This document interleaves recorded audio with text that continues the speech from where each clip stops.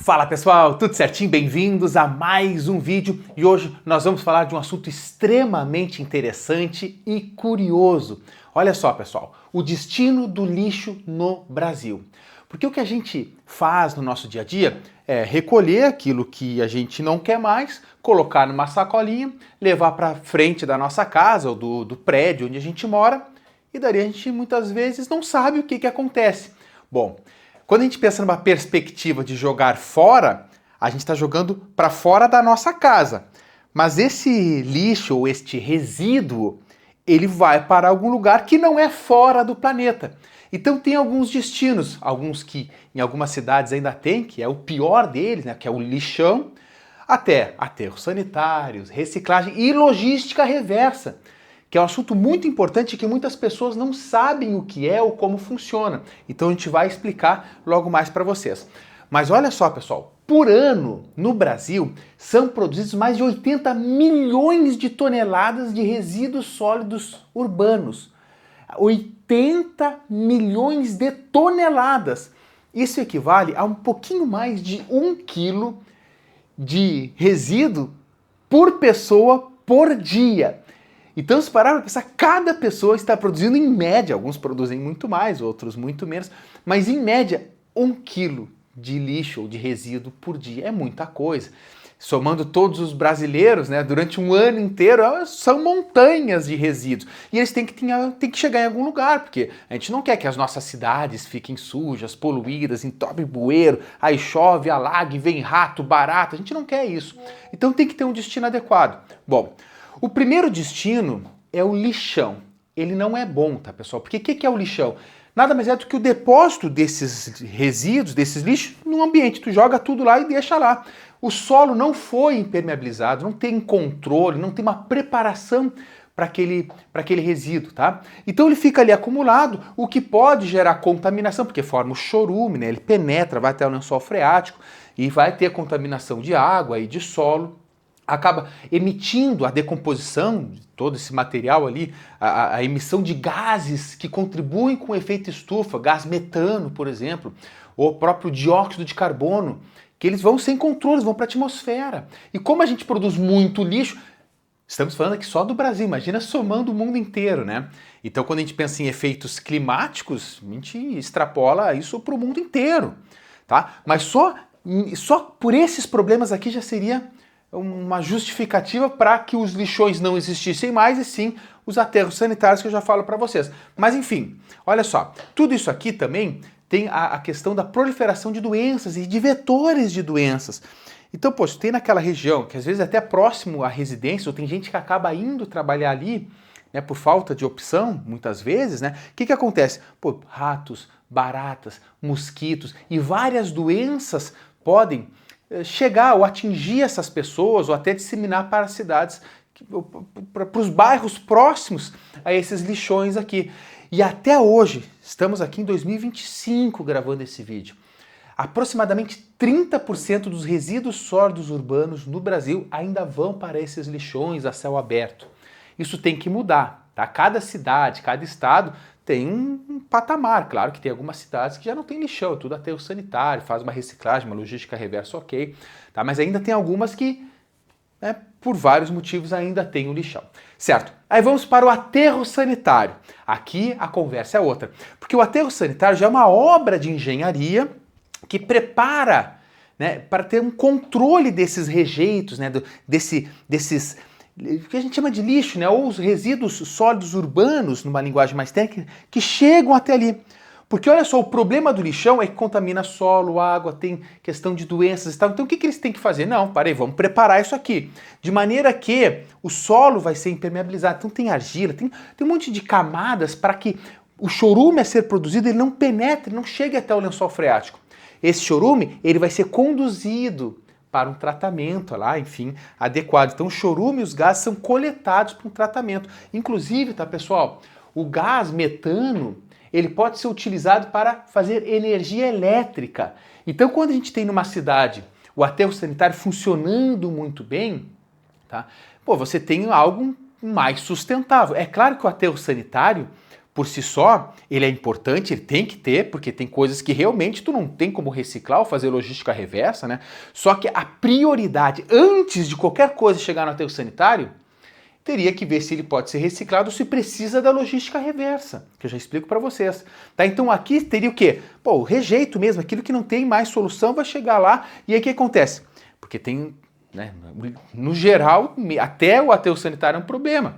Porque imagina, aí vai lá uma camada, eles vão fazendo tipo camadas assim, então vai os resíduos ali, né, o que não vai ser aproveitado mais, tá? Os rejeitos, aí eles colocam uma camada de impermeabilização, colocam outra camada de rejeitos, outra camada de impermeabilização e forma tipo uma montanha. Chega um ponto que fala, pô, agora esse aterro acabou, não tem mais espaço, aí tem que ir para outro. E o aterro que foi utilizado e que agora não tem mais espaço, está em desuso, ele tem que continuar sendo monitorado por muito tempo para evitar, sei lá, algum vazamento ou algum problema ambiental. Então, claro, quanto mais pessoas no mundo, significa que estamos vivendo mais, estamos vivendo melhor, só que acabamos produzindo mais esses resíduos. Então a gente tem que ter um equilíbrio, tem que pensar, e como é que a gente tira toda essa pressão aqui nesses próximos 2 itens que eu vou falar para vocês. Só antes, né, lembrando que aqui já tem aproximadamente 60% dos resíduos sólidos urbanos já vão para aterro sanitário. Tem muito que melhorar ainda, mas repara que já estamos no número de 60%. E para diminuir essa pressão, primeiro é a reciclagem. Aquilo que a gente ouve falar desde muitos anos e que ela funciona e que é importantíssima, que é nada mais do que a transformação de materiais que seriam descartados em novos produtos. Então lá a gente fala plástico, papel, vidro, metais, tudo isso aí, eles podem ser reciclados, eles podem ser transformados, tá, em outros materiais, novos produtos. Isso reduz o volume do lixo enviado para os aterros e também gera economia diminuindo a pressão ambiental. Então olha só, uma coisa que ia ir para um aterro ou até para um lixão pior, ele vai ser ele vai ser utilizado para fazer uma outra coisa, um novo material. Então você está diminuindo a pressão sobre isso aqui, tá? E também sobre o meio ambiente, porque a matéria-prima que você teria que tirar do meio ambiente, você está reaproveitando com a reciclagem, colocar novamente no ciclo. Mas repara que a reciclagem é extremamente importante, fundamental, só que existem alguns itens, preste bem atenção, que não podem ser colocados nessa reciclagem normal, que tem que ter um mecanismo bastante envolvente entre todos os setores para que estes materiais, que eu já vou falar para vocês, tenha um destino adequado. Então tá, isso aqui a gente conhece, é importantíssimo, mas apresenta agora para... Moçada, te liga, tem muita gente, eu converso com as pessoas, eu toco nesse assunto já há muitos anos aqui em parceria com a Reciclos, tá? E muitas pessoas ainda não sabem o que é a logística reversa e a importância. Então nesse momento preste bem atenção, tá? Manda esse vídeo para os teus conhecidos. A gente tem que unir forças. Queremos um Brasil e um mundo, porque não, mas começamos aqui na nossa casa, mais sustentável. Imagina o seguinte, tá? A logística reversa já está falando, vamos pegar o exemplo de lâmpadas. A gente vai até uma loja, compra uma lâmpada, utiliza essa lâmpada, ela queimou, o que a gente faz com essa lâmpada? Tu não pode colocar nem para uma reciclagem normal. Você tem que pegar as lâmpadas e levar para a logística reversa, que é o contrário, ou seja, o movimento contrário. Tu foi lá e comprou a lâmpada, aí tu levou lá para casa. Agora, pô, estragou, sei lá, queimou, você tem que descartá-la, descarta de forma correta. Ou seja, você devolve ela até chegar novamente para o fabricante, tem várias etapas que eu já mostro para vocês agora, e todos aqueles componentes das lâmpadas vão ser reutilizados, vão ser colocados novamente em produção, e aquilo que não dá mesmo, aquele rejeito, vai ser descartado de forma adequada. Tá? Então preste atenção, olha só, é o caminho de volta de produtos do consumidor, ou seja, nós que consumimos, devolvendo ele para o fabricante, para que ele possa ser reutilizado, reciclado ou descartado, aquilo que não serve mais. Então pega o exemplo como lâmpadas fluorescentes, por quê?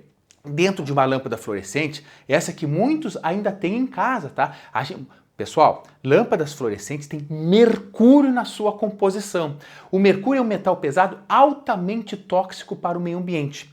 Se o mercúrio cai em qualquer lugar que não seja adequado o seu descarte, ele acaba que acumula naquele lugar, ele pode entrar, se incorporar nos tecidos dos seres vivos e ser passado ao longo da cadeia alimentar, de maneira que ele retorna para nós novamente. Então o mercúrio não é só problemático para os seres vivos ou os outros seres vivos do meio ambiente, de plantas a animais, todos ali vão se dar mal com o mercúrio, mas ele também é prejudicial para a nossa saúde.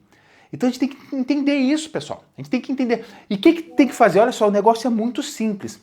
Reciclagem, você já sabe muito bem. A logística reversa fala assim, vou pegar uma lâmpada, tem vidro, vou colocar na reciclagem porque vai reciclar o vidro. Não funciona assim. A lâmpada não tem só vidro, tem muita coisa ali dentro. Então o que você tem que fazer? Entra em reciclos.org.br, vá na aba Onde Descartar e encontre o endereço mais próximo da sua casa. Aí basta você pegar estas lâmpadas, levar nesses pontos de entrega, coloca ali e o que vai acontecer a partir de então? Bom, então você como consumidor descarta as lâmpadas no ponto de entrega. Quando esse coletor estiver cheio, as lâmpadas serão levadas para a triagem e irão até uma recicladora. Essa recicladora irá separar todos os componentes das lâmpadas, descartando aquilo que não tem solução, que são os rejeitos. E a matéria-prima das lâmpadas que foram corretamente descartadas serão utilizadas para a produção de diversos produtos, como azulejos, peças de carros e produtos para cimenteiras. Ou seja, estamos ajudando o meio ambiente e ainda estimulando a economia. Então perceba que a logística reversa impede que o mercúrio ou que outros rejeitos, que não tem mais como reciclar, cheguem no meio ambiente de forma inadequada. Então o descarte, isso é tudo feito de forma controlada. E toda aquela matéria-prima que pode ser reutilizada, todos os componentes das lâmpadas que podem ser reutilizados, vão voltar para o fabricante e vão se transformar em novos materiais, que vão lá para os comerciantes, que voltam para nós. E isso a gente tira novamente a pressão do ambiente, mas agora de forma muito mais elaborada. Tanto é, pessoal, que a logística reversa não é somente para lâmpadas. Eu falo aqui porque nós, da Reciclos, insistimos que as lâmpadas têm mercúrio, que é extremamente importante. Mas os eletroeletrônicos e eletrodomésticos, pneus, pilhas, baterias, tudo isso que você sabe, medicamentos, não podem ser jogados em lixo comum, nem em lixo reciclável comum. Esse lixo que a gente recicla normal, que é o papel, o alumínio, né? Que é o vidro. São coisas diferentes. Então, familiarizem-se com a palavrinha logística reversa. É muito importante que a gente entenda, porque nós fazemos parte disso. Se você, consumidor, não levar as lâmpadas até o ponto de entrega, como vai acontecer a logística reversa? Então, nós temos que estar empenhados e estas empresas, como é o caso da Reciclos, são responsáveis por fazer isso e devolver toda essa matéria-prima para a linha de produção novamente. Certo, moçada? Então é isso aí, um vídeo que eu gosto muito de fazer, tá? Ó, só pra gente finalizar, ó, lâmpadas fluorescentes possuem mercúrio e o único caminho sustentável é a logística reversa. De nada adianta pegar essa lâmpada e colocar para reciclar no vidro, como eu falei para vocês, nada adianta. Tem que ser logística reversa. Então, tenhamos todos essa consciência e vamos juntos unir forças para fazer um Brasil mais sustentável. Eu, você, a Reciclos, todos nós. Vamos juntos, compartilhe esse vídeo, moçada. Vamos caminhar para a sustentabilidade. E se você está nesse vídeo aqui também porque vai fazer o Enem vestibular, é conteúdo importante para o Enem, para o vestibular. Isso aqui não é somente para, eu vou ser sustentável. Isso é, na minha opinião, o mais importante. Mas além de ser sustentável, é conteúdo de prova. É conteúdo para você que vai fazer vestibular, que vai fazer o Enem. Então compartilha com todo mundo. Tamo junto, um grande abraço e até o próximo vídeo.